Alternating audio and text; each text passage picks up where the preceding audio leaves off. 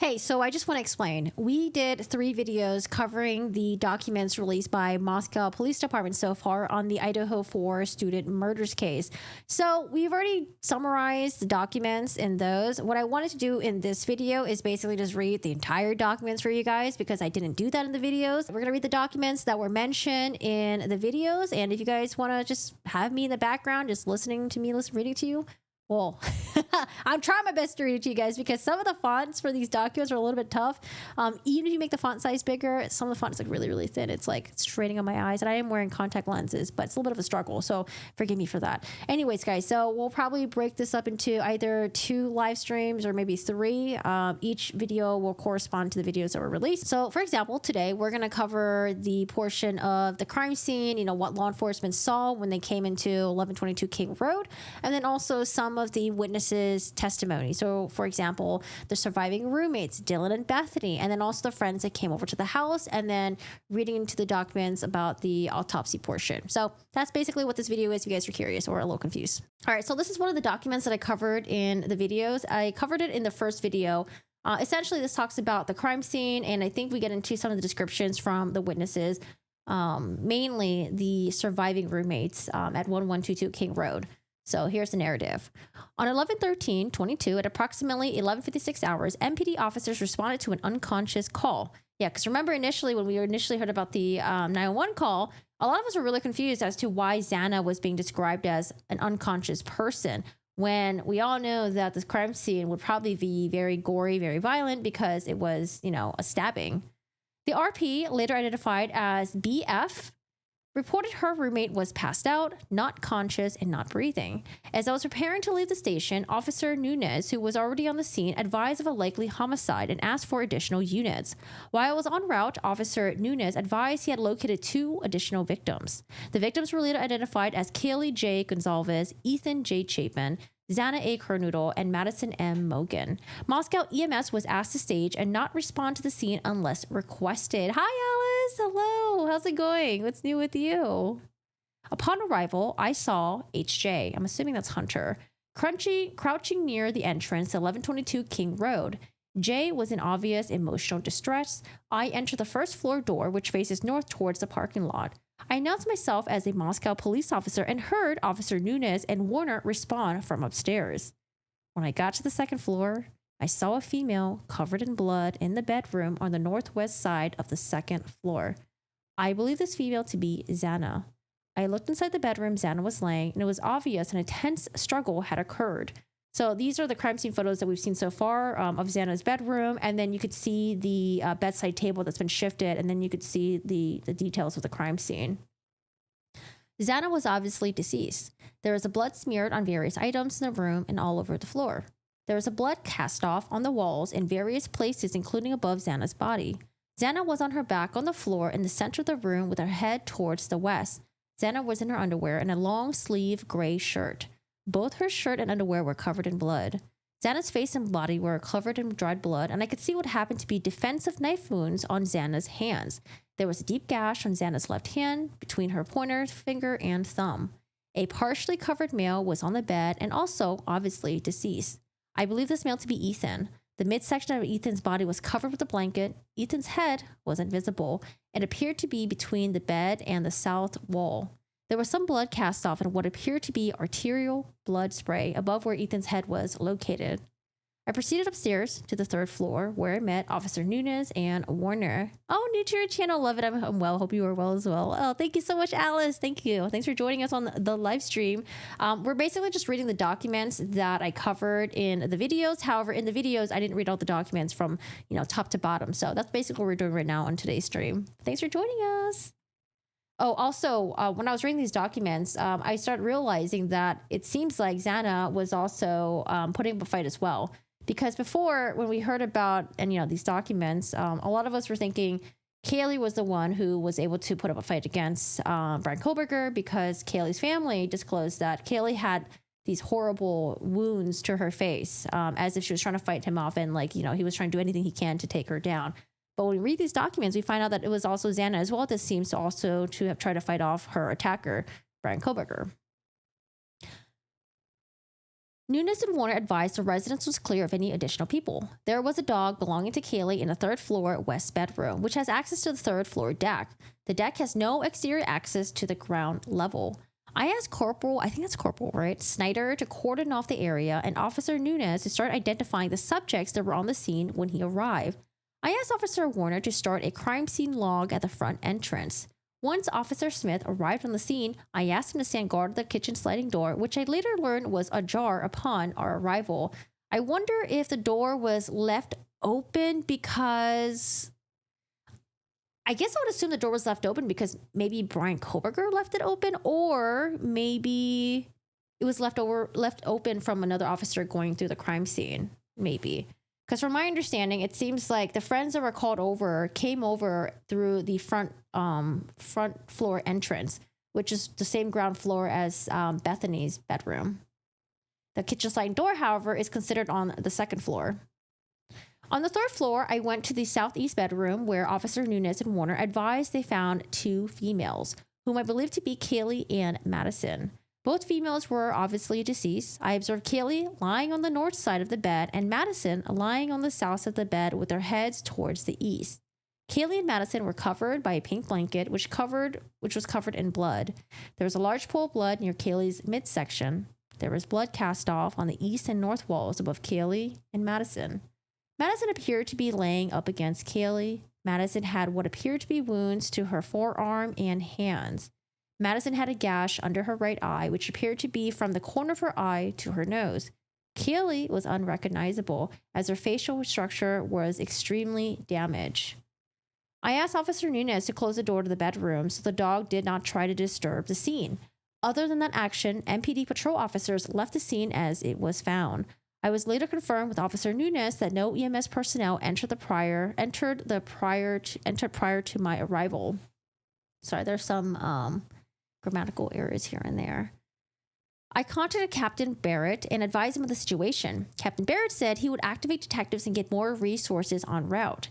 Once Detective Sergeant Lawrence arrived on the scene, he requested one of the responding patrol officers begin writing a search warrant, which was assigned to Officer Nunes. Corporal Snyder was assigned to take initial photos of the scene, while Officer Smith and Warner remained as security at both entrances. I collected the dog from the third floor and took it outside. LCSO deputy, maybe? Olson transferred the dog to the Humane Society on my behalf. And then a lot of us were also wondering if Murphy was with Maddie and Kaylee during the attack, and then would Murphy had blood all over him. But we find out later on in some other documents that it seems like Murphy would just go sleep in Kaylee's bedroom, and so the attack happened in Maddie's bedroom. So I don't know if Murphy was just like really scared, didn't want to go back to that room, or if he just had, a habit of just sleeping in Kaylee's bedroom, even though the girls were sleeping in Maddie's bedroom. I don't know. I feel like Murphy would still follow his owner. So Murphy probably was just like really scared. Officer Nunes was interviewing a large group of individuals who were associated with the residents. Officer Nunes and asked that I finish getting contact information for the individuals. I contacted and later added the following names to the call. So we have the roommates, BF, DM, and then the friends that were called over. And I'm not too sure who the rest are. Maybe like some significant others, close friends, family members. I'm going to hop on over to some of the narratives that were given by the surviving roommates. Let's see. Document number 3. Here's another description of the crime scene. I was directed to the bedroom on the second floor by, I think, Hunter Johnson in the northwest corner to locate the unresponsive female. Upon entering the room, I observed a female laying supine on the floor next to a bed. According to DM, which is one of the surviving roommates, this female was likely Kaylee J. Gonzalez. Later on, there is going to be a correction. She's not describing Kaylee. Actually, she's describing Xana. Dylan also lived at 1122 King Road. I observed dried blood surrounding Kaylee's body and signs of cutting trauma to her face. I'm just going to correct him to say Xana. Xana was covered in so much blood, I wasn't able to immediately discern where any additional injuries would have likely been. Xana was also apparently deceased due to her pale skin, rigid body tone, and apparent blood loss. On the bed in the same room, I observed Kaylee. I observed a male laying supine on the bed. According to Dylan, the male was likely Ethan Chapin. Dylan said Ethan was commonly at the residence. I observed blood covering portions of Ethan's legs, surrounding his body into the bedsheets, and drops of blood on the wall near Ethan's head. As I backed out of this room, Hunter showed me a kitchen knife and said he had it in his possession. I told Hunter to leave the knife and go back downstairs to the front entrance. Officer Warner and I moved to visually clear the residence of any suspects or additional victims. On the third floor, Officer Warner and I found 2 additional apparently deceased females, both lying supine in a bed. This bedroom was on the southwest corner of the 3rd floor. According to Dylan, these females were likely, it's supposed to say Kaylee, not Xana, and Madison Mogan. One female showed an apparent traumatic injury to her face due to the basic facial structure being unrecognizable. Both females showed very pale skin. Both females were covered in dried blood and apparently deceased. After the residence was deemed safe, Officer Warner and I exited the residence to secure it in the immediate area, to include the parking lot immediately to the north of the residence. So I can see why initially people thought that it was Kaylee that was probably targeted, because she was the one that had, additional injuries, particularly to her face. And then there's also that other theory that maybe it was Maddie that was targeted, because it was Maddie's room that the girls were attacked in. And then also we found out that Maddie was the only person out of all the roommates who actually have lived there the year before. So maybe, people were thinking like she could have been a target before, and then they just knew that she still lived there, and then subsequently, came to attack her afterwards. Or, we don't know when the timeline is when the killer decided to choose his victims, right? It could have been way after when everyone moved in at 1122 King Road, like all the roommates and everyone. I walked outside and began interviewing Dylan. Dylan told me at approximately 4 a.m., she heard a voice scream and believed it to be Kaylee's. See, this is where we're like learning more information about what the roommates heard. Because initially, I think when parts of the interviews that came out about the roommates, it was like the roommate saw the killer, and then like she was really drunk and she was really unsure, and then she like closed the door and like went back to sleep or something like that. And then we hear that like she actually went downstairs to Bethany's room, but on her way down, she saw Xana laying on the floor. And then we hear that like, oh, she actually heard that there was a scream, or that she heard that there was a struggle. So it's like we're getting so much information about the roommates. And, even though we try to give the roommates the benefit of the doubt and just like give them kind of like, because it's a situation that a lot of us have never been in, and we're trying to be more understanding of that. But man, it's really tough, because the more information you hear about the roommates, the more you're just like, what the heck? Like, this is crazy. This is wild. So Dylan says that at approximately 4 a.m., she heard a voice scream and believed it to be Kaylee's. Dylan said she heard Kaylee scream and announced there was somebody inside the residence. Dylan said she could hear Kaylee run from the 3rd floor down the stairs to the 2nd room into the northwest bedroom. Now I'm wondering, because I think this is the officer that had the names mixed up, right? Is this the same officer that had the names mixed up, or was that the other one? Oh, no, it was the other one. Okay. No, this is the officer that had the names mixed up. Okay, sorry. You would think I would remember, because I just read it. So now I'm thinking, I wonder if Kaylee screamed so loud that everyone woke up, to the point where Xana, who was still awake and she had just gotten her DoorDash delivery order, I wonder if Xana was maybe in the kitchen eating the food, or she was in the living room eating the food, or she was in a room eating the food. Actually, no, because I think there was a crime scene photo that showed the DoorDash ordered bag still sitting in the kitchen. So I don't know if that bag was untouched, or if she'd already finished the food and she like left it on the kitchen counter. But it seems like Xana was still awake, and I wonder if Xana heard Kaylee scream and then she ran upstairs to see what was going on. And then maybe at that point, that was when Brian Koberger saw Xana, was like, oh shit, and like had to like go and chase after Xana, and that's how Xana and Ethan were attacked afterwards. I don't know. I wonder if that's how it happened, because now that we're hearing more from the roommates and the narrative, it's like we're like sort of like trying to piece the picture together. It was Xana who ran down, right? That's what I'm thinking. Because it seems like I don't think Kaylee would have ran downstairs and then back upstairs. It seems like Kaylee and Maddie were probably caught off guard while they were still in their bed, and then Xana was probably went to go check to see what was going on. Dylan said she heard Kaylee scream and announced there was somebody inside the residence. Dylan said she could hear Kaylee run from the 3rd floor down the stairs to the 2nd floor into the northwest bedroom. And see, that's why I like doing these live streams with you guys, because I get to hear what you guys think, and then your guys' is like, theories, or like how you guys see things differently. So that's why sometimes like when I do these document reading, I like to do it before I make the videos. I'm like, oh, because I have more perspectives. But yeah, I did it the opposite time. She ran downstairs and was chased. That's what I was thinking. And then like Ethan was probably just like, maybe very drunk, or, he was just like, completely like passed out and didn't hear what was going on, or maybe he was about to wake up. I don't know. Oh gosh, so crazy. Dylan said that she locked herself in the bedroom and continued to hear a commotion. And I wonder what was the commotion that she heard. Dylan said eventually she stopped hearing a struggle and heard a male voice say, "You're going to be fine. I'm going to help you." Dylan said she did not recognize the male's voice. Dylan said after a few minutes, she peeked out of her bedroom and observed a male described as approximately 6 feet tall, slim build, with a black ski mask leave the second floor patio area. The patio door was likely left open as it was found open upon my arrival.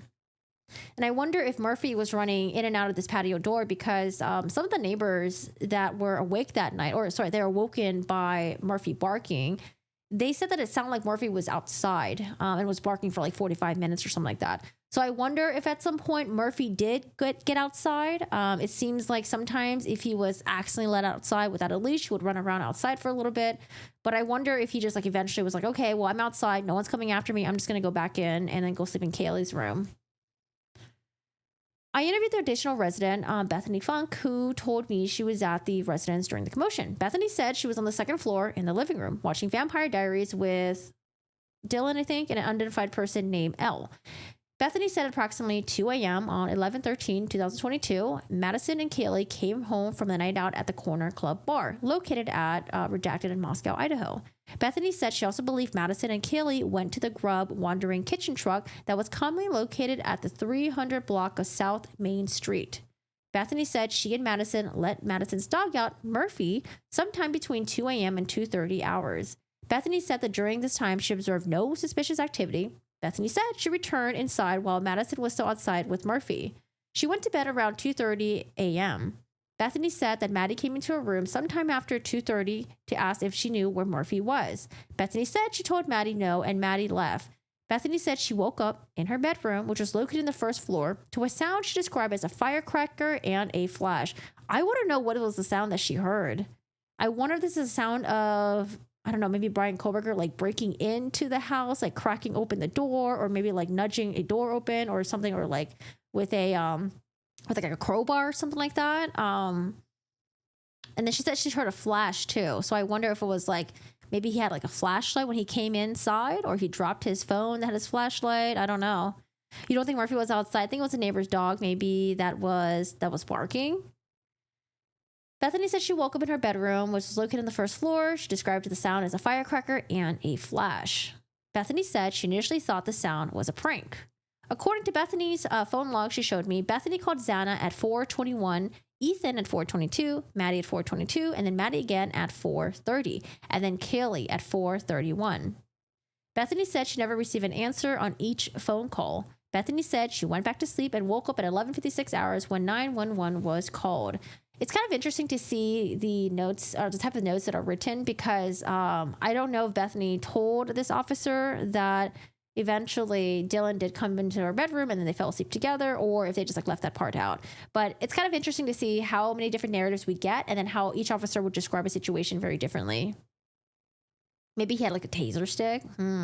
Initially, I told Kaylee was likely located on the second floor bedroom with Ethan. After comparing Dylan's initial statement with the other investigations officers' observations, it appeared to actually be Xana that was located on the floor of the bedroom, and Kaylee was one of the other females located in the third floor room. Here are some vehicles that they observed with their license plate. I think that's pretty much about it, and just the duties for the rest of the day. Okay, here's another narrative.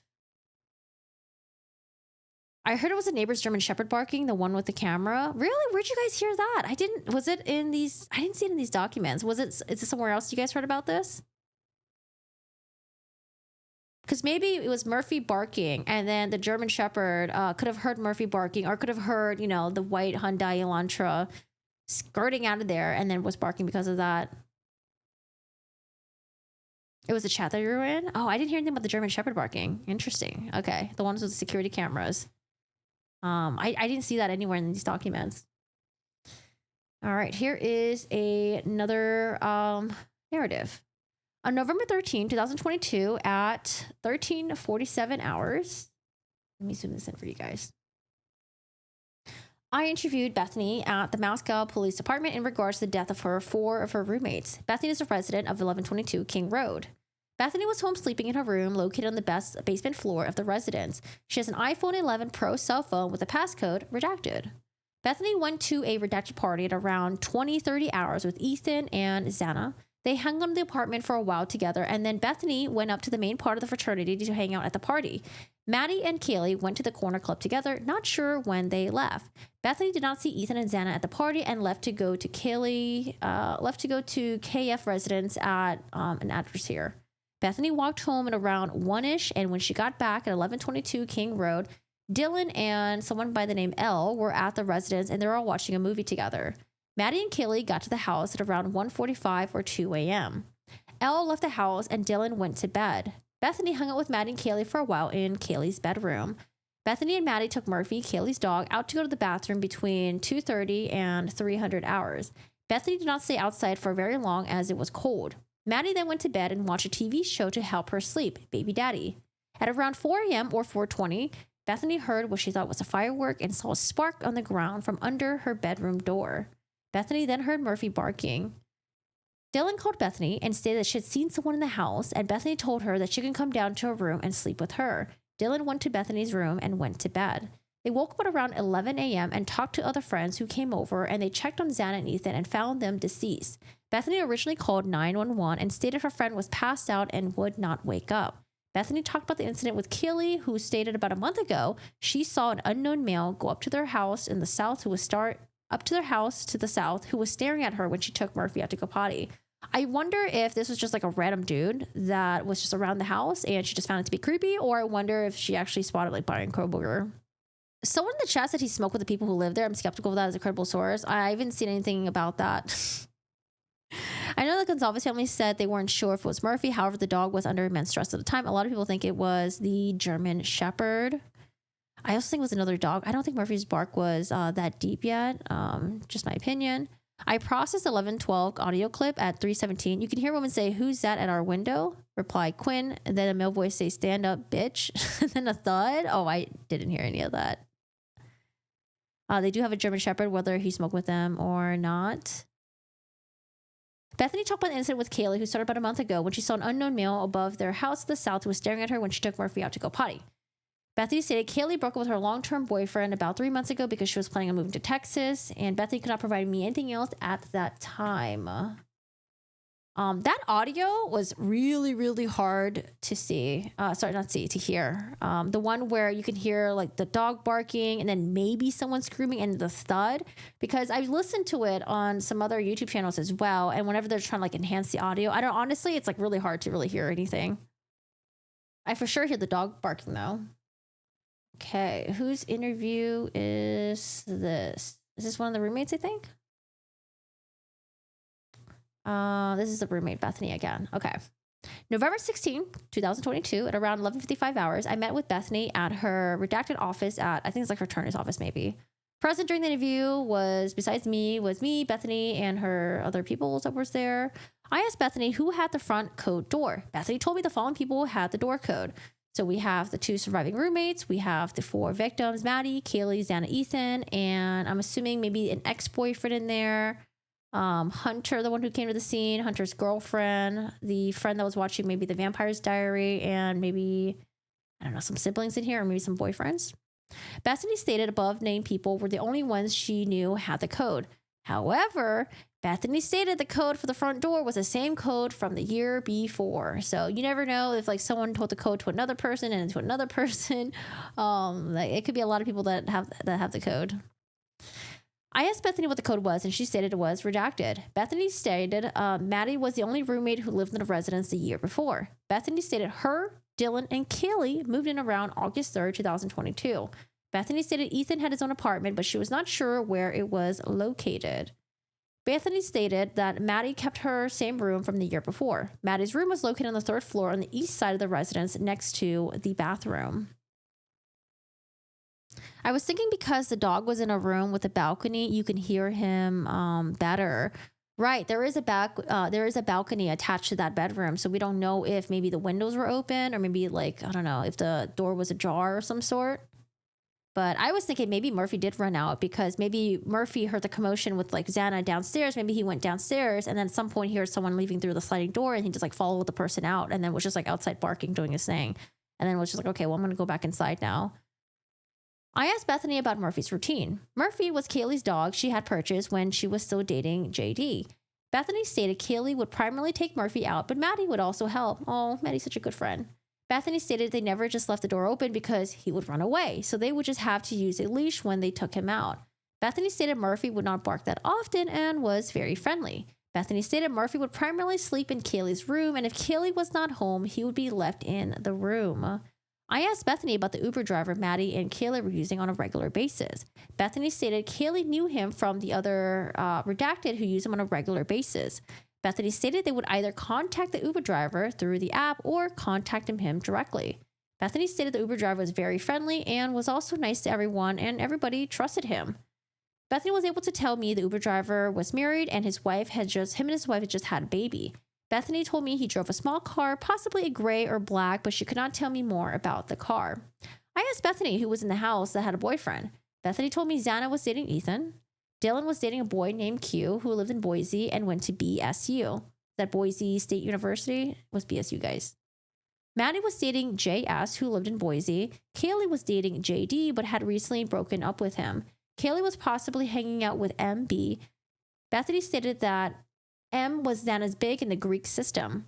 Bethany said the relationship was new and that he had never stayed over the house, but Kaylee had stayed with him possibly more than once. Bethany stated Kaylee was also talking to an ER and also a redacted. Bethany stated she did not have a boyfriend, but did mention she was kind of hanging out with someone named KD, who is a redacted, but they were also not that serious. I asked Bethany if she had ever heard of CG, maybe. Bethany stated she knew of a C, but he was also a redacted. Bethany stated redacted was a nice guy and knew someone named the D. I asked Bethany if she knew I think CB maybe, and she stated she did not. I asked Bethany if she knew the person behind Kaylee and Maddie at the Grub Truck video. Bethany stated she did not know who the person was. I asked Bethany if she knew a guy by the name of S. Bethany stated she did not know him, but stated she had heard from a friend of Maddie's, S, that her boyfriend, JF, and also redacted that he would never want to get in a fight with S as he also had anger issues. I asked Bethany about who paid for the Spectrum Wi-Fi account. Bethany told me it was Kaylee who paid for the account. Bethany told me the login for the password was redacted and the Wi-Fi name was redacted. Bethany stated she did not know the actual username and login was for the account. I asked Bethany if she knew of anyone who had gotten asked to leave any of the parties thrown at the house. Bethany stated 2 guys from the redacted house, JH and another guy, only she knew as R, got into the fight and they were told to leave. Bethany stated this fight occurred about a month before the incident at the house. I asked Bethany about AC or AO. Bethany said A used to live at the house but moved out. I asked Bethany who used the bedroom on the west side of the first floor. Bethany stated Kaylee and Maddie used the room as an office. Bethany stated Kaylee would use it for her work and had a computer in it. I asked Bethany if any of the girls who worked at the house had jobs. Bethany told me Maddie and Xana both worked at the Mad Greek on Main Street. The Mad Greek is shut down, by the way. I found that out when I was looking up their business. It seems like they've been closed for a little bit from Yelp. Bethany also told me that Maddie also looked for an online company, but it was not the same company. The company that Maddie worked for was out of Boise, and during the summer, she would work for them in their office in Boise. I asked Bethany about the drug use in the house and who used. Bethany told me that Ethan and Xana both took Adderall when they drank alcohol. Bethany told me that she saw Ethan and Xana both use Adderall the night before the murders. Bethany told me she saw Ethan take a pill and she saw Xana crush up the pill and started by using a rolled up bill in her room. So in the log for there's like the crime scene log where they list a $2 bill that was rolled up and there was like a blue pill that they suspected to be drugs. I mentioned this before in my video, but I wonder if that's just like the Adderall. And then maybe when people saw, them storing up this substance, they just assumed that it was Coke or something. Or maybe they also did Coke as well. I asked Bethany if she had any issues from any of the people who live around them. Bethany stated besides like the 3 to 4 noise complaints they had there was no other issues. Bethany told me Kaylee will look up who these registered sex offenders who live in the area.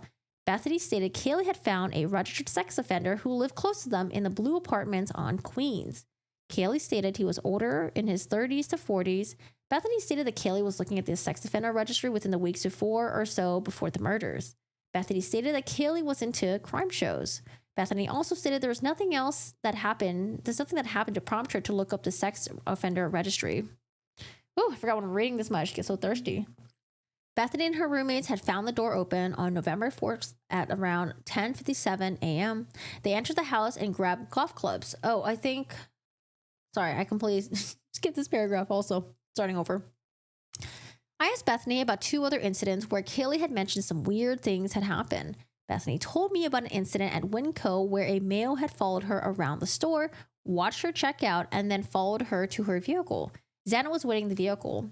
Kaylee said the male was African American in his late 20s. Bethany felt it happened sometime between Halloween, so mid to late October. Kaylee purchased a case of White Claws for Xana. Bethany and her roommates had found the door open on November 4th at around 10:57, a.m. So this is November 4th, about less than 10 days before the murders happened. They entered the house and grabbed golf clubs out of the west first floor bedroom. Bethany and the other roommates walked around the house with the golf clubs to check the house. Kaylee was not home for this incident as she had gone home for the weekend. The wind was blowing, the screws on the hinges were loose, and Xana's dad fixed it before he left that weekend. I wonder if someone just left the door open and they thought maybe someone broke it in, or I wonder if someone did break in. And if someone did break in, I wonder if that was maybe Brian Koberger scoping out the house before he decided to attack them. I don't know. I still don't know where I stand on whether or not I think Brian Koberger had this like planned out in terms of like who the victims were going to be, or if he was driving around that night and he just happened to just chose 1122 King Road. But it just seems wild to me to just like spontaneously just choose a house the night that you're planning on doing it instead of like having it all planned out. Kaylee told everyone about an incident where she saw a male watching her when she had taken Murphy out back to go to the bathroom. Bethany could not remember when this happened, but she could not provide an actual day. Bethany stated she had been at the chapter meeting at the time Kaylee called them asking them if they were going to be home soon. The following is the time of events of November 12 and November 13, 2022. So again, she's going to go through the timeline, and I think there's going to be a lot more details of the entire day before. Did he cut his phone on November 4th? That was my question. I don't remember seeing that in the police documents. Because I was thinking, what if he just left his phone at the house, at the apartment that he was staying at? But no, they didn't mention. I don't know. Because I remember they talked about how Brian Koberger pinged the cell phone tower that services 1122 King Road about like 11 times, I think 11 or 12 times before the murders. But I don't remember if they actually listed the actual dates. I don't remember that. I'm sure we could probably look up in the arrest affidavit to see if those dates were listed on there, but I don't think they were.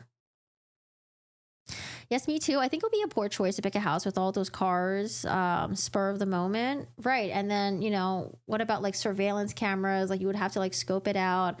And then if you were like scoping out the house, wouldn't you see that a DoorDash driver just came to deliver food? Like, I don't know. It's just like he just randomly just like chose his house, just drove there. Like, hey, we're just going to go to this house. I don't know. Like, yes, he was driving around that neighborhood for a little bit. But I wonder if he was driving around the neighborhood to see when the lights were going to turn off, or if he was driving around the neighborhood to see, like, which house he was going to choose. I don't know. But we'll probably never get the answers. Bethany stated she was the last one in the house to wake up. When she got up, Ethan was in the house in the living room with Kaylee, Dylan, Maddie, Xana were all gone. Bethany felt she got up sometime between 10 or 11 a.m. in the morning. Bethany stated she checked her Find My Friends app and saw they were at Taco Bell at the time. Once Kaylee, Dylan, Maddie, Xana got back, they were getting ready for the day. Kaylee, Dylan, Maddie, and Bethany were in Kaylee's room, and they were getting ready for a party at Redacted Taylor Street, the Whites. For some reason, this house party, or this party was called like the house, this house was called the Whites. It was just what they referred to. I don't know if like the house was white, if the people were white, or I don't know what it is. The house belonged to B, S, and K. The apartment is located on the second floor on the far east side of the apartment building. Bethany stated this was between 11 to 12 in the afternoon.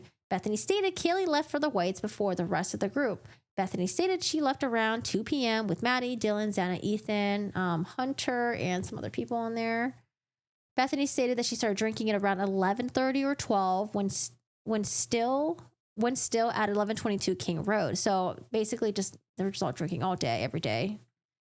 Bethany stated she was drinking mimosas and high noons throughout the night. Bethany also stated she played a drinking game called Rage Cage later in the night. If you guys don't know what Rage Cage is, I'm sure there's different variations of it, but there's the one that I know is when there's a bunch of red Solo cups in the middle of the table, and it's filled with, it's like, I think like you fill a little bit of it with like beer or something like that, and then you take like a ping pong ball and then you like bounce it in, and then like if someone to your side, if they bounce it before you and they hop over you, then like you have to drink and stuff like that. It's a pretty chaotic game, but it's pretty fun. But I would say it's very chaotic.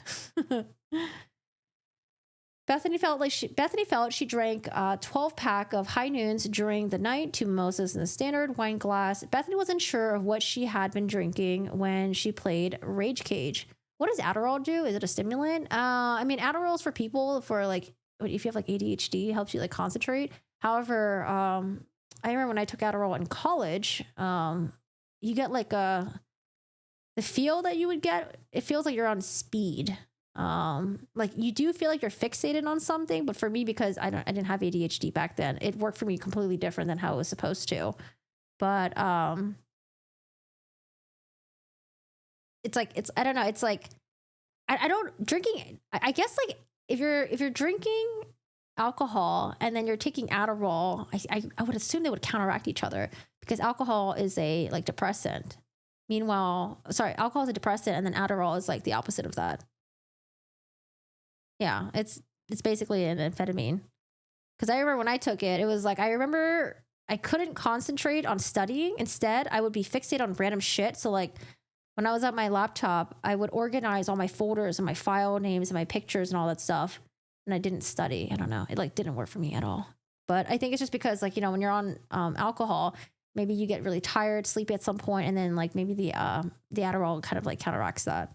And then you can go on drinking more. But I don't know. I don't think did I ever do Adderall and drinking at the same time? Probably did.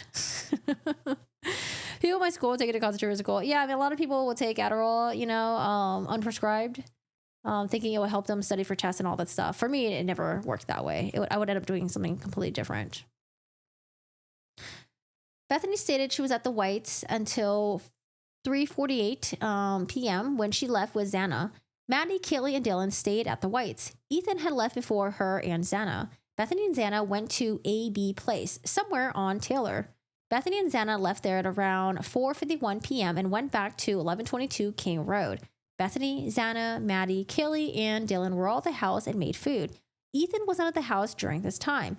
At around 6 p.m., Bethany, Xana, Maddie, Kaylee, and Dylan all went to take a nap, and they were all set their alarms for 10 p.m. Oh, man, this reminds me of, like, the Vegas times, where it's, like, you day drink, you take a nap, and then you wake up at, like, fucking 10 p.m. to continue partying even more. Oh, Jesus. I'm getting tired just reading this. Bethany got up at 10 p.m. That's 10 p.m., right? No, sorry. That's 8 p.m. My bad. 2000 hours, 8 p.m. That still sounds tiring. It's hard for me. If I ever take a nap that late, it's hard for me to wake up again and, like, do my makeup and get ready. Like, I don't know. Once I take a nap, and if I wake up and it's dark outside, I'm like, hell no, I'm going back to sleep and I can't do this.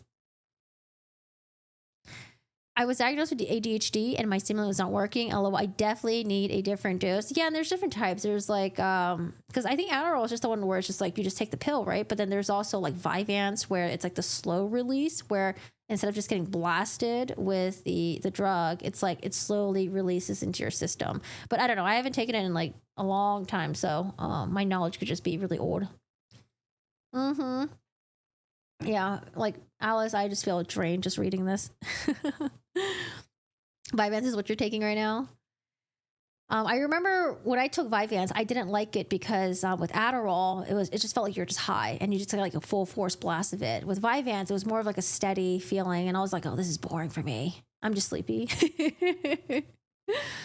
Once they all woke up, they got ready to go to Redacted for a house party. Maddie and Bethany left first to go to P's apartment at Redacted around 2100 hours. Kaylee stayed home and was not going to the party at Redacted. Ethan and Xana came over to the party after Bethany and Maddie. Dylan did not come with the rest and walked over at a later time. Maddie was not there for a very long time. She went back to the house to go with a club with Kaylee. Damn, it's crazy. Like party, going clubbing and all that stuff. Oh man, these are the young days. Yeah, Vyvanse is more smooth. Adderall is more of a spike. I've taken both. Yeah, Vyvanse. Well, for me, I think it was just because I was trying to use. I would take Adderall for the high, and then I remember trying to take Adderall to study, but then when I realized it didn't work for me, I was like, oh no, fuck that. But yeah, for me, when I was younger and I wanted to get high, I was just like, oh, Adderall was way more fun. But I don't know. It was like just young dumb shit, you know. Oh gosh, I don't recommend it. One of Bethany's friends, YA, got to the redacted and hung out with her. Bethany stated Y showed up at around 2200 hours. They stayed in one of the apartments for a little bit longer, and she and Y went to the main house for the redacted fraternity. Bethany stated this might have been around 22:30 or 22:45 hours, so like 10:30, 10:45. Bethany stated he hung out in the main part of the house for a while before she left the redacted fraternity. She saw Ethan and Xana in P's apartment. Bethany stated this was around, I guess, like 12:17 a.m. Bethany and Y went to A's house again on Taylor. Bethany stated her, J, H, K, and Y were the only ones at the house. Bethany stated she walked home at around 1 a.m. and Dylan and Elle were watching, or the only ones in the house, were the only ones in the house. Bethany, Dylan, and Elle were watching Vampire Diaries for a while at around 11:22 a.m. Elle left. Dylan went to a room after Elle left. At around 2 a.m., Kaylee and Maddie came home. Maddie, Kaylee, Dylan, and Bethany went to Kaylee's bedroom once they got home. Kaylee was getting ready for the bed as they were hanging out in her room. Bethany, Maddie, and Dylan went downstairs, and Maddie and Bethany took Murphy outside to let him go to the bathroom. That's so crazy, man. Like, their entire day was just so intertwined with each other and with other people. Man, it's like one moment you're hanging out with your friends, and then the next moment you find yourselves, you know, like a witness to their murders. I can't believe you got high, Corgi. Oh man, I did drugs at a very young age. I don't recommend drugs. Don't do drugs. I don't recommend drugs or drinking when you're young. B only stayed outside for a short time, and then she went back into the house and put something away in her cupboard and grabbed a bag of chips. B went downstairs to go to bed. B stated nothing was unusual about Maddie and Bethany's demeanor when they got home. Bethany stated they appeared to be happy. Bethany said Maddie was highly intoxicated and that she had not seen her at that level she had not seen her at that level of intoxication for a very long time. B said when she went to bed, she was using her iPad to watch a TV show off Hulu. She said she was watching Baby Daddy. Bethany could not remember. So I keep saying B and Bethany like interchangeably. I'll just stick with Bethany. I feel like it's less confusing. Bethany could not remember what episode she was watching or how long she was watching. As she was watching the show, Maddie came downstairs and asked her if she had Murphy with her because she could not find him. Bethany told her no. Bethany said her door was locked and she normally locks her door when she goes to bed. Bethany told me she eventually turned off the show and her iPad and went to sleep. I wonder if her locking the door could have potentially saved her that night. Because I wonder if Brian Koberger may have tried to go to the other roommate's doors or if he just went directly to the third floor. Day drinking is so fun. Oh man, I hate day drinking. It's the worst. I feel like, well, I guess now that I'm older, if I have to drink, I guess I prefer to drink during the day because I hate sleeping it off. That's the worst. I'd rather drink during the day and then I guess take a nap, assuming I don't have anything to do, and then just be fine for dinner. But when you drink at night and then you go to sleep, man, that sleep is like the worst. I hate that. You wonder if Maddie locked her door? Bethany said she woke up after falling asleep to hearing what she felt was a firecracker go off, and she thought she saw a sparkler going off through the crack under her door. See, this is why I was thinking if Brian Koberger entered through the first floor, maybe he tried to enter into Bethany's room, and because the door was locked, he was like, yeah, I'll just go check other bedrooms to see who doesn't have their doors locked. I don't know. Yeah, it's actually really easy to pick door locks, depending on what kind of door you have. But I mean, the old way of just breaking into houses was just getting a credit card and just sliding it in, and then it would just push it open. Pretty crazy.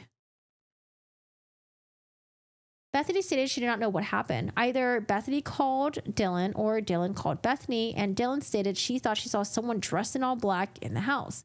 Bethany said Xana had been wearing all black. Dylan responded by saying she thought he had a ski mask on. So I remember when we were going through the text messages, I was very confused why the roommate would be like, oh, Xana wasn't wearing all black, you know? But now it makes sense because one roommate thought that they saw someone wearing all black. And then the other roommate, who has no idea what's going on, was just probably saying that like, oh, well, wasn't Xana wearing all black? So I feel like we're like starting to fill in so many gaps in with these documents. But again, there's a lot of what ifs and lots of questions that we still have though. Right? I wonder what Bethany heard and I wonder what Bethany saw. Because I was thinking, like, what if Brian Kohlberger tried to come in the first floor and then that's where Bethany was sleeping? Maybe he had his like phone flashlight on, or he had a flashlight on or something like that. And then I don't know, because if she thought she heard like a firecracker go off, she must have heard like a crack of some sort. Maybe he used a crowbar to get into the door. I don't know. Dylan responded by saying that he had a ski mask on. Bethany said she didn't really know what to say to what Dylan said. Bethany admitted both her and Dylan get scared easy. Bethany even thought maybe one of Ethan's frat brothers could have been playing a joke. Bethany told Dylan to come down to her room, and Dylan ran down to her room. Bethany tried calling Kaylee, Maddie, Xana, and Ethan's phone, and nobody answered. Bethany said it was normal for Kaylee, Maddie, Xana, and Ethan not to answer if they were sleeping if she called late at night. Bethany looked at her phone, and it showed Bethany called Dylan at 4:19 a.m., and at 4:20, Dylan called Bethany back. During that call, Bethany asked Dylan if she heard a firecracker, and Dylan said she did, so they both heard like a firecracker sort of noise. Bethany could not recall if it was during this call where Dylan was talking about seeing someone in black walking in the house. Waking up after is just as bad. Yeah, dude. Waking up after drinking, or like, you guys ever like the meat sleeps, you know, after a Korean barbecue and then you go to sleep. I don't know, like the meat dreams, or like it's like your body's spending so much energy to process the meat that you just ate. I feel like you get the meat sweats in the middle of the night and it's hard to sleep. Like, I don't know, man. I hate that too. Drinking before going to bed and then eating a shit ton of meat before going to bed. The sleep is always like so nasty. Once Bethany and Dylan were in Bethany's room together, they continued to talk about what they heard and saw. Bethany told me Dylan said the male in black was walking out the back door and they had made eye contact with each other. Bethany said Dylan said the male was white with a big nose and that he was possibly holding a small vacuum type object. Bethany and Dylan did not call 911 at the time because Bethany thought Dylan was imagining what she was talking about. Bethany stated both her and Dylan were both still drunk and they were very groggy. Bethany told me prior to hearing the firecracker, she thought she heard Murphy bark. She also heard what she thought was a beer pong table moving and cups falling.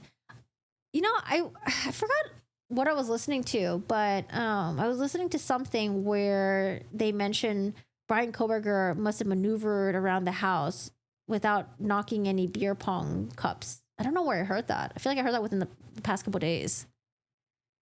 So I don't know. We're getting like different stories here. I think it was it Court TV or News Nation when they were talking about the crime scene?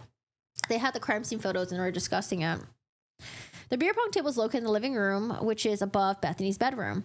Bethany stated she was not sure what the sequence events were for sure, but she knows she heard Murphy bark, the beer pong table, and then the firecracker first before she called Dylan to see if she had heard the same thing. Bethany told me she tried calling Xana and Maddie at 4:21 a.m. and then tried calling Ethan at 4:22. Bethany stated she tried calling Maddie, Kaylee, Xana several more times once Dylan got into her room. Bethany told me that she went to bed. She remembers most of the lights being left on inside the house. Bethany told me after trying to contact the roommates, she fell back asleep. Then woke up around 7:30, tried calling her dad about her tooth. So when we initially heard about the roommates, I think I heard about one of the roommates trying to call their dad. I wonder, initially I thought the roommates were like, fuck, like I wonder if something happened. Let me tell my dad about it first to see what he thinks. And if he doesn't think it's a big deal or thinks that I'm just overreacting, then, you know, I'm just not going to do anything about it. So I don't know. When people actually heard about the phone calls between the roommate and the dad, I think some people also thought that maybe the roommates were involved in this and then was calling their parents for help or something. But now it's like, okay, we're getting more details that she was just calling her dad because her tooth hurts. I guess she doesn't mention what happened to the house and she just goes back to sleep again. Bethany tried calling her dad at 7:30 about her tooth. Tried calling him again at 8 a.m., but there was no answer. She called her house at 8:01, again, no answer, and then called her mom at 8:02, and he answered and asked to talk, and she answered and asked to talk to her dad. Her dad called her back at 8:09, and he talked to him, and she talked to him? and she talked to him and eventually took Advil for her tooth. Bethany then fell back asleep. Bethany woke up around 11 a.m. and noticed that no one else in the house was up. Bethany stated that she knew this because Xana's Snapchat location was not on and it should have been. I guess, what does that mean? Does that mean Xana turns it off every night and then turns it back on when she's about to be active? Or, I don't know, I don't use Snapchat, so what are we talking about here? Or does she just mean that she just thought Xana's Snapchat location would show that she's like elsewhere? I don't know, a little confused about that. Or can you set up like a time frame of when your Snapchat location turns on and off? Or I'm confused. Because the photos show the cups on the table rather than the floor. Yeah, I think that's what they were discussing. But in this one, it seems like they heard the beer pong. Oh, you know what? There was that theory from Brian Koberger's defense team where they believe that there was an attempted cleanup at the crime scene. And that's why Brian Koberger couldn't have committed the crimes within the time frame and all that stuff. So I wonder if this is one of the indications where the defense was saying that, oh, it seems like, the beer pong tables were put back on the table because the roommate said she heard beer pong cups being knocked over. However, in the crime scene photos, the beer pong cups were on the table as if none of them were knocked over. So I wonder if this is like going into there must have been a crime scene. Oh, because the phone was off. Okay, duh. An even more simpler answer. Thank you, Fire. Question is, why did Koberger choose a K-board when he could have gotten a large tackle folding knife of similar strength to be a fixed blade? I have a Japanese blade made to a special forces spec. Maybe he just typed in knife in Amazon and then he was just like, oh, this is a cool looking knife. I don't know. First knife that popped up. I don't know.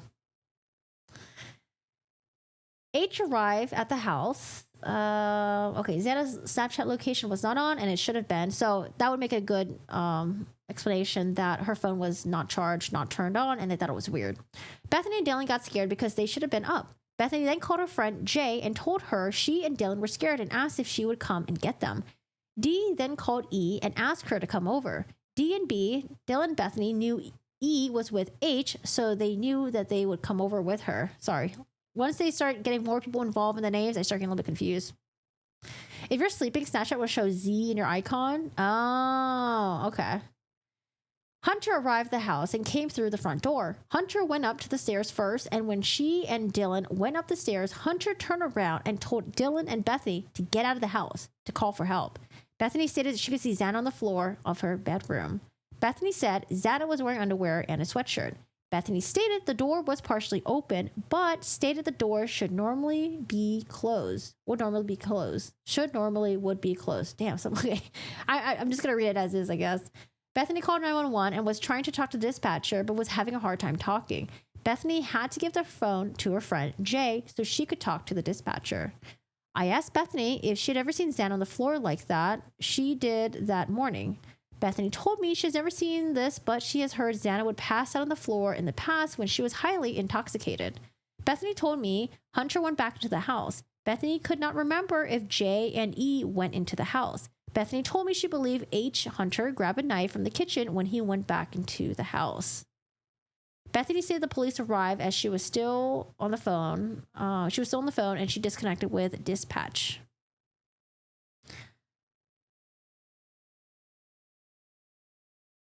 Oh, is it Emily? For some reason, I was thinking Eva. Where am I thinking of Eva from?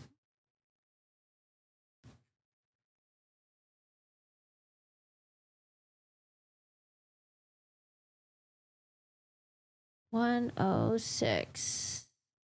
And then who was the third friend again? Because Hunter and Emily were both on the dock, and then there was also the third friend as well that was also at the house.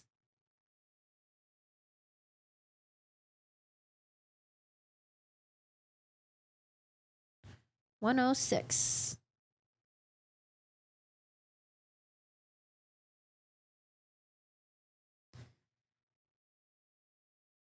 November 13, 2022, at approximately 13:49 hours, I interviewed EA at the Moscow Police Department, reference the quadruple homicide at 1122 King Road. So maybe Emily then? I asked A what her relationship to the victims were. She told me Kernoodle was her best friend and the others were all close friends as well. After I collected her information, I asked A to tell me about her day on November 12, 2022. I'm just going to go down to this part right here. A stated that she and Hunter woke up at approximately 1 a.m. and then stayed back up watching TV until approximately 3 a.m., at which point they went back to sleep. A stated she woke up at approximately 10:30 a.m. on November 13, 2022. A stated Dylan, I think, called her at approximately 11:51 a.m. that morning and said, last night around 4 a.m., she heard and saw a man. She and Bethany were locked in the room sleeping. She added she wanted A to come over to check the house because she was too scared. A was also said Dylan heard Gonzalez scream and run up to the stairs. A while later, Dylan came out of her room and saw a man staring at her. A stated the man didn't do anything to Dylan. Dylan said she stayed in the locked room and she heard the side door close, so she ran into Bethany's room. So I wonder if the door was like partially closed and not closed all the way. Hey, Malibu, how are you doing today? Hello, hello. Oh, her mom's name was Eva? Okay.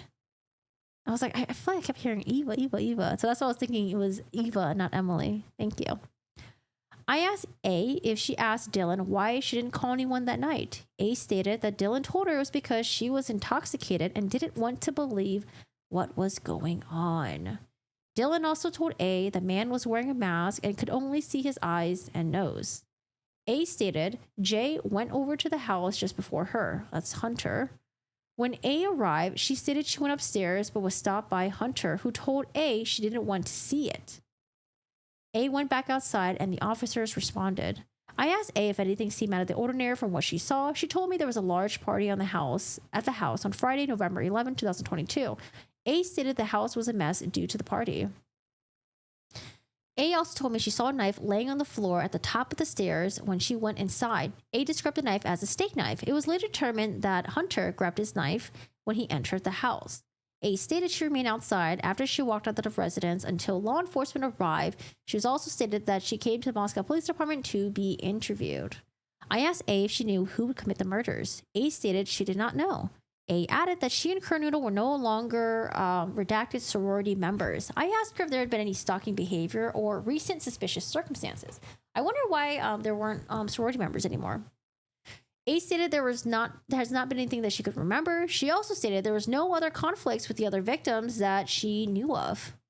I conclude my interview with A after collecting information about her cell phone. This is the part where we get the interviews from the neighbors and how they heard the noise. On 11/13/22, at around 12 a.m., 12 p.m., I guess. I responded to 1122 King Road for the report of an unresponsive subject. Upon my arrival, I noticed there were several college-age subjects out front of the address. I was directed to use a police caution tape to cordon off the crime scene. As I was working around the residence, I noticed the back door was open, and there were footprints in the snow coming back from the door of the back porch. Officer Smith took photos of these prints with a measuring tape. He watched the backyard area to make sure no one else came into the area. I noticed there's a few footprints to the left towards the west of the backyard. This portion of the backyard is connected to two other residences. It's hard for me to read this document because it's not bold. I don't like this font. It's too thin. It's connected to two other residences, 1118 King Road and 1126 King Road, both directly to the west. The footprints appeared to lead west towards King Road between the residences, but I was unable to see where the footprints went after the yards connected due to the amount of rock landscaping. I also was unable to discern how old these prints were. There has not been any recent snowfall. That's why Ethan had to get in an apartment. Maybe the grade's not good enough. Hey, Del Wavy, how are you doing today? Hello, hello. Was Ethan a part of the frat? Right? Ethan was in the same frat as his brother, I think, right? Because it mentioned that the roommate thought that maybe Ethan's frat brothers were playing a joke on them. With Sergeant Gunderson, I entered the residence to continue taking photos of the scene. I entered the bottom floor, main door, on the north side. I took photographs of the room and the living areas of the residence. The photos were downloaded into the CD and booked into evidence. The photos were labeled in this report with a brief description of each photo. As I was down the road of the address near the King Road and Queen Road intersection, I was approached by a college-age male who identified himself as Jay. He informed me he lived at Redacted King Road apartment. He stated that his Redacted lived upstairs at 1122 King Road and they share a dog that was there currently. I'm assuming this is Kaylee's ex-boyfriend. Jay did not appear to have obvious wounds on his hands, as I would assume the suspect possibly would. Officer Nunes was interviewing subjects about the situation. I asked Jay if he would wait outside Officer Nunes' police car so we can talk to him. He agreed. I informed Sergeant Gunderson of the circumstances involving Jay. Jay later responded to the police department to be interviewed and then picked up the dog from the Moscow Humane Society shelter. I continued to canvass the area and speak with the neighbors at Redacted and Redacted Queen Road, who stated they didn't hear or see anything relevant. I spoke with subjects at Redacted King Road. One resident, DL, stated she was walking home from the corner club at around 3 a.m. and thought she could hear music or some type of music or noise, but she couldn't give any clarifying information more than that due to her level of intoxication that night. I spoke with the subjects at Redacted King Road. The majority of them stated they were out drinking at the corner club and got a ride back to their place at around 1:30 a.m. and went to sleep at 2 a.m. They didn't hear anything out of the ordinary. Redacted King resident BP stated that around 4 a.m. he heard a dog barking dog come from the east of his residence. He believed it was a dog at 1122 King Road, as he thought that was the only dog in the area. Where's the German Shepherd? He stated the dog sounded like it was outside and was barking for about 45 minutes until he believed someone must have let it inside at around 4:45 a.m. when it stopped. B stated he had a female with him in bed at the time who also heard the dog barking at the time. I spoke with the residents at Redacted King Road. PC maybe informed me they had a camera facing the west of the address that they believe captures a portion of the road. They first provided me with the SIM card out of the camera. However, they could not get it to work. Neither could I. So we got some, people in the neighborhood who are willing to help. This is where we get the documentation of the Exhibit 57. They found a rolled $2 bill located on the desk in the floor 2, bedroom 1 northwest. Again, I assume that to be Xana's bedroom. And then there was blue powder, suspected drugs, again in the same bedroom in the desk. And then again, this is the blood samples from the 3rd floor, and then blood sample from the wall of the floor 2 living room. SG told me the following. He woke up a couple of times Saturday night. He looked at the clock, saw it was 4:17 a.m., and said it was around 5 minutes of waking up he heard a dog barking outside from the direction of 1122 King Road. G said he was going in and out of sleep for after an hour, around 5 a.m., he could still hear the dog barking outside from the direction of 1122 King Road. G said his bedroom is on the far northeast side of Redacted Walenta and is closest to the backyard of 1122 King Road. G said there is a motion light outside of his window and said if it turned on, he would have noticed it. G told me he has lived in his residence since January and has not heard the dog barking outside before in the middle of the night. I next spoke with MM. M told me on the 13th he woke up at around 2:30 a.m. and left the house at around 3 a.m. M said that he had a redacted extended training day and it lasted around 12 hours. Jesus, that's a long training day. M said he finished his extended training day at around 6 p.m. at Buffalo Wild Wings and arrived home at 6:30. M said he was approximately 20, frat members, and did not notice anyone who should have been there was not there. M did not remember hearing anything in particular when he woke up or left around 2:30 or 3 a.m. M did not hear the dog barking. I next spoke to TM. T told me he did not hear the dog bark at any point. T said that he had been out of the bars in the evening of the 12th and got home at around 2:30. T said he sleeps with earplugs in. T said his sister, MM, mentioned she saw Madison Mogan at some point at the corner club. T provided me with the sister's phone number. Hey, what does MPD mean? Oh, Moscow Police Department. Maybe I should have wrote Moscow PD. Maybe that would be more clear. Sorry about that. 14. Okay, 90 we already read. G we read 1, 2. I guess we could read these two. This is just more of the description of the crime scene. Document number 1. On 11/13/2022 at around 12 p.m., I responded to 1122 King Road in reference to a possible homicide victims.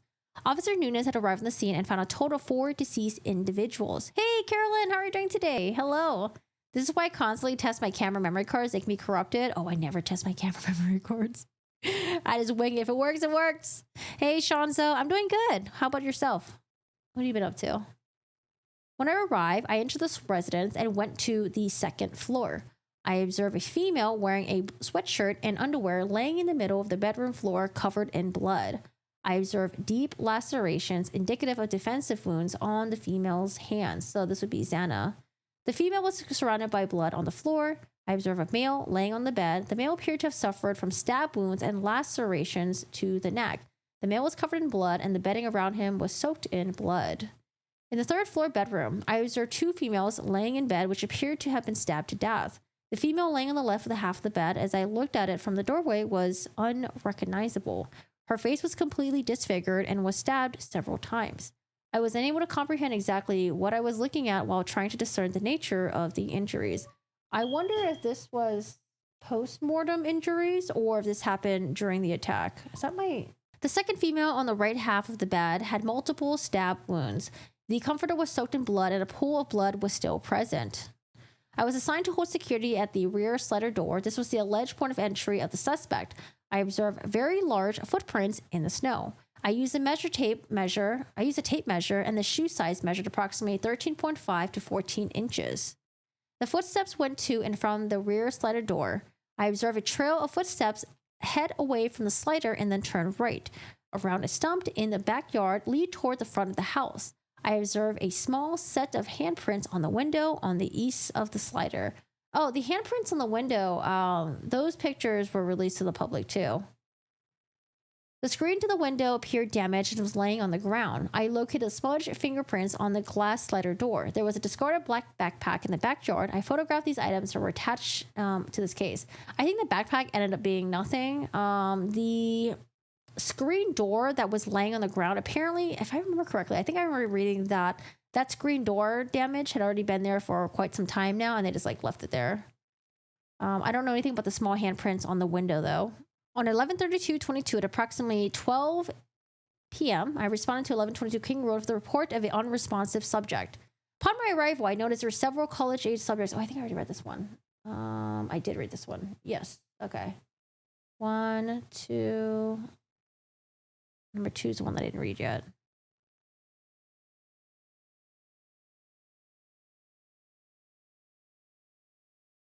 (11/13/22) at approximately 11:58 hours, I responded to a report of an unconscious person at 1122 King Road.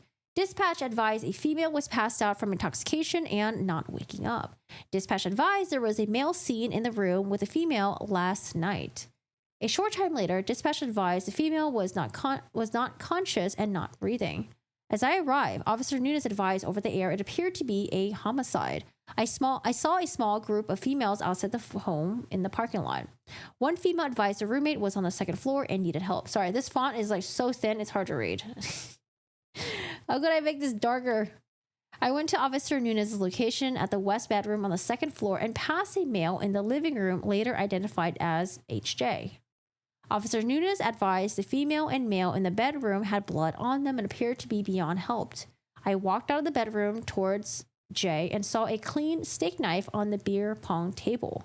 I pointed the knife out to Nunes. Jay said that he got the steak knife from the kitchen because he arrived and saw the female on the bedroom floor covered in blood and did not know if there was anyone else present in the room. Jay said that he checked the room with a knife for protection. Hey, how's it going, Diane? Hello, how are you? Really? Officer Nunes was new and only 22 years old at the time. Jeez, I wonder if this is like one of the first new cases that he came upon. Pretty crazy because apparently in Moscow, it's not really a lot of crimes. I think, didn't they mention they didn't have there wasn't a murder that happened within the past 8 years or something like that? I feel like I heard that in one of the documentaries. Yeah, what a way to start off your career. Officer Nunes and I walked to the first floor with Hunter. I asked the females and Hunter if there was anyone else in the apartment, and they did not know. I told Officer Nunes the home was not secure, and we started the process of clearing it. On the third floor in the southeast bedroom, I saw two clothed females laying on a bed on their backs who appeared deceased. One female on the left side of the bed in relation to the bedroom door had an extreme amount of lacerations to her face and upper body, which made her unrecognizable. Really? I think they said he was only on the job for 6 months. I could be remembering incorrectly. The other female had multiple lacerations on her upper body and some blood on her face. So the one on the left would be Kaylee, and then on the right is Maddie. I walked to the far side of the bed to determine if the female on the right was beyond help. I saw the female's leg was off the edge of the bed and it had lividity. Once I noticed the lividity in the female's leg, I backed out of the room. Officer Nunez and I checked the rest of the third floor and saw that it was clear. There was a poodle in the west bedroom on the bed, which was later taken to the Humane Society by LCSO. I think they said there hadn't been any murder since 2008, but I'm dyslexic, so only trust me so far. Oh, maybe I heard incorrectly. Maybe it was 2008, or maybe it was since 8 years. I don't know. It was one, I think it was the interview that the mayor gave in the documentary. After clearing the home, I briefly interviewed Hunter. Hunter said that he was at his apartment, redacted, and his girlfriend, E, received a phone call from one of the girls who lived at 1122 King Road. Hunter said that A was called by one of the residents who said they could not wake the female on the floor. Hunter said he came over to the home at approximately 11:55 hours. Hunter said he saw the female on the floor in the bedroom and did not see the male on the bed, who he identified as Ethan, before grabbing the knife. Hunter said he entered the bedroom and checked the female's pulse and found none. Hunter said he did not check Ethan and left the home. I thanked Hunter for talking with me and told him he can go stand with A, who was with the other residents in front of the home. I stood by the front door and started the crime scene log at around 12:15 p.m. Sergeant Gunnarsson relieved me for approximately 3 minutes so I can go get my gloves during my time at the front door. At approximately 3:02 hours, I was relieved by Officer Rosinski, who took possession of the crime scene log and returned to the station. I know, poor Hunter. Because initially, it seems like he saw Xana, and then he focused all his attention to Xana, and then he probably didn't notice Ethan maybe until later. That's rough, man, to find your friends in that condition. At approximately 4 p.m. on 11/13/22, Sergeant Blaker and I responded to 1122 King Road to assist with scene security processing. Upon my arrival, the ISP, so Idaho State Police forensic team, was on the scene and was preparing to begin processing the scene. Officer Smith, one of the initial responding officers to the resident, advised he would walk me through the scene. Officer Smith and I entered. Hey, Siobhan, how are you doing today? Hello. How's your week been? Officer Smith and I entered 1122 King Road through the bottom floor door on the north side of the building. Upon entering, I observed a small bedroom on the west side of the bottom floor. The door was ajar, and I could see a bed with covers and several other miscellaneous personal items strewn about. The room did not appear to have been occupied by anyone, as I did not see any clothes inside. I followed Officer Smith down the hall where there was a small bathroom. Next to the small bathroom to the east was where I later learned was a utility closet. This closet had a pin code style lock and was secured. I wonder why they locked this. I looked into the bedroom on the east end of the bottom floor, which I later learned belonged to Bethany. The room had normal clothes and personal items about, but otherwise did not seem out of the ordinary. Oh my God, the text messages. Which text message are you talking about? Of course. Oh, sorry. When I see OFC, I think of course. Officer Smith and I then walked upstairs to the second floor.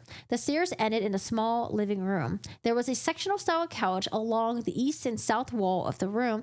There was also a small TV in a void in the northeast corner of the room. I also saw a black backpack. On the floor just east of the top of the stairs. Officer Smith then directed me down the hallway to the west bedroom on the second floor, which I later was Dana Kernodle's room. Just before this room, there was a bathroom door on the south wall of the hallway.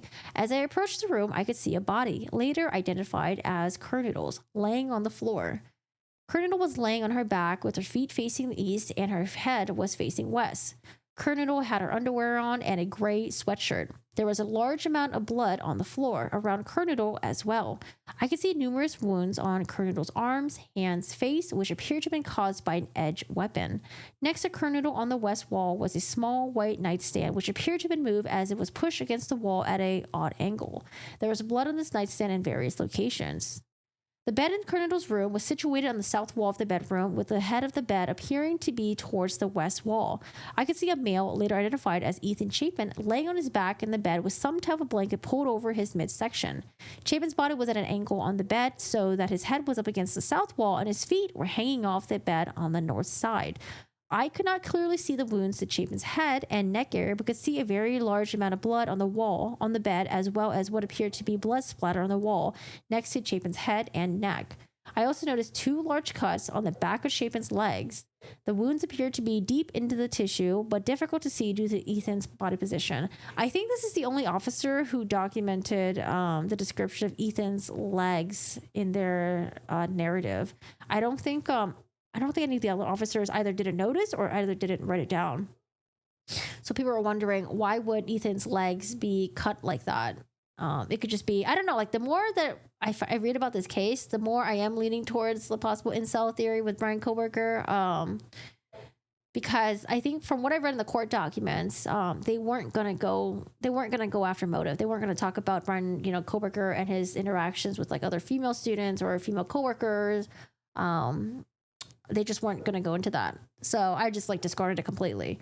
But, from reading other documents, I'm like, oh, okay, maybe Brian Koberger, did have some weird thing going on with women and people that were in relationships. So I can see why you guys thought about that theory. So even after time, I still can't get over how all their lives are fine. I know. And then in 15 minutes, everything just shattered. It's so sad. I can't imagine how those affected ever heal. I feel so bad for the family members. And it just seemed like they just had a normal day. They're just out drinking. The roommates, the surviving roommates, their day was so intertwined with their friends that day. They were hanging out, they were drinking, they were getting ready together. By bedtime, they probably recapped their day, talked about what they're going to do the next day. It's fucking crazy. And then this shit happens. He can run with sliced muscles. But I also wonder if it's like a postmortem thing. If that was done before or if it was just done afterwards as like a fuck you type of thing. Like, you have a girlfriend, I don't know. Or like, look at this, like, Ethan, like apparently Ethan's like really tall. He's like 6'4". Maybe attacking his leg was like symbolic of like, I don't know, his hatred towards Ethan, being a good looking guy, being able to get, a girlfriend, obviously. I don't know. You think it was done afterwards? I always wonder how many people I always wondered how so many people could had getting killed, but the more I heard on how drunk they were, it makes sense. Oh, you wonder how many people were overkilled during this time? Yeah. I mean, I wonder if he targeted this area because he knew that these were young, drunk college students. It's the weekend. They're going to be partying, and that's why he decided to target this area because he was hoping that his victims would be completely drunk and not be able to defend themselves. Officer Smith then took me through the house and pointed out Dylan's bedroom, which was situated in the southeast side of the second floor of the house. Dylan's bedroom door opened to the kitchen area as well as the staircase, which led to the third floor of the house. Upon my brief visual inspection, Dylan's room was disheveled but did not appear to have any blood or evidence of a struggle within. I then followed Officer Smith upstairs to the third floor of the bedroom of the residence. The third floor consisted of 2 bedrooms and 1 bathroom. The bedroom on the west side of the floor was later determined to be Kaylee Gonzalez's room. This room appeared neat and picked up. The only thing of note was that the sheets on the bed were pulled back in a manner that suggested someone had been laying in the bed and then gotten out of it. Officer Smith then pointed out a small bathroom on the east side of the third floor. This bathroom shared a wall with Madison Mogan's bedroom, which was situated on the southeast corner of the third floor. As I entered this bedroom, I could see 2 females in the single bed in the room. The bed was situated along the north wall of the bedroom, and both females, later identified as Mogan and Gonzalez, were laying on their backs with their heads towards east and their feet towards the west, which was also the direction of the only door into the room. Both Gonzalez and Mogan had numerous visual stab wounds and were covered in a significant amount of blood. I also later noticed what appeared to be a tan leather knife sheath laying on the bed next to Mogan's right side, which when viewed from the door. I remained in the room for a moment and then proceeded back outside. I remained on the scene and conducted several more thorough walkthroughs of the scene with the ISP forensic team, the Latah County coroner, and the Latah County prosecutor. I didn't know that. I mean, I guess it makes sense to get the prosecutor involved so early on in the case because they already know who's going to prosecute, since it's just like a small town area. So it seems like prosecutor was already involved. They were already on the scene. I think Bill Thompson and Ashley Jennings came to the scene pretty early on. Oh, poor Murphy. Did you guys see Murphy has an Instagram that Kaylee's ex-boyfriend made for Murphy? Seems like Murphy's happy, living his best life. The police must have lost it when it eventually ended up on the third floor and saw this was even worse. I think Maddie's more of a white blonde, where Kaylee has darker, dirty blonde colored hair. Yeah, I think the pictures that I've seen, Maddie's blonde hair was more like brighter, in my opinion. Jack seemed to be a good doggy daddy. Yeah, I think Murphy has like over like 100K followers or something on Instagram. Murphy, poor boy. The goodest boy. On 11/13/2022, at approximately 12:05 hours, I arrived at 1122 King Road, referenced an unconscious subject. It was quickly determined the scene was likely a quadruple homicide based on our observations. When I arrived on the third floor to assess the scene, I noticed a medium-sized, curly-haired tan dog on the bed inside the western third floor bedroom, later identified as Kaylee Gonzalez's room. The dog appeared timid, scared, and didn't react to our presence. Due to the chaos surrounding the scene, my initial concern was preserving the crime scene. As part of that process, I asked one of the officers to shut the door so the dog did not attempt to jump on the bed with any of the victims. After the area was cordoned off, the area was secure. Corporal Snyder began taking photos of the scene. At some point prior to the process, the dog moved from the bed to under the desk in Kaylee's room. Oh, poor doggo was so scared. There's a picture of Murphy under the Kaylee. Yeah, that was reported in the documents, but I haven't seen I haven't seen all the crime scene photos yet. I've seen the ones on like the YouTube thumbnails, and I feel like I didn't really see much, but yeah, I haven't seen the one with Murphy in it yet. Oh my gosh. You have to look close, but it is in the pictures they release. Is there a place where they have like the photos? Because so far I just see all the coverage on videos. So like I have to go through the videos and like pause through each one. But I've only seen like maybe like 4 or 5. After photos were completed, I asked LCSO's Deputy Olson to respond and assist by taking the dog to the Humane Society of the Palouse for safekeeping. I collected the dog from under the desk. The dog was timid and took some coaxing to move from under the desk, but it did not appear to have any obvious injuries or stains on its body or paws. Due to the amount of blood inside the bedrooms where the victims were located and the lack of blood on or around the dog, I don't believe the dog was on or around the victims. He was probably so scared. I walked the dog to the front door where Officer Warner was stationed and asked him to hold on to the dog until Deputy Olson arrived. A short time later, Deputy Olson arrived. I walked the dog from Officer Warner to Deputy Olson, who was standing on the street. At my request, Deputy Olson transported the dog to the Humane Society of Palouse. I asked Deputy Olson to write on the intake sheet for the Humane Society to not release the dog to anyone unless MPD gave approval first. Murphy! Hey Jane, how are you doing today? Hello. Rest in peace, Madison, Maddie Mae Mogan, Kaylee Jade Gonzalez, Anna Alexia Kernadle, and Ethan James Chapin. Yeah, I remember hearing, I don't know where we heard this, but I remember hearing that Ethan, didn't he work at a tulip farm at some point and he really liked tulips? So the family worked with the tulip farm and they like planted like tulips in like Ethan's favorite color or something like that. That always like stuck with me. I think this is just them releasing Murphy to Kaylee's ex.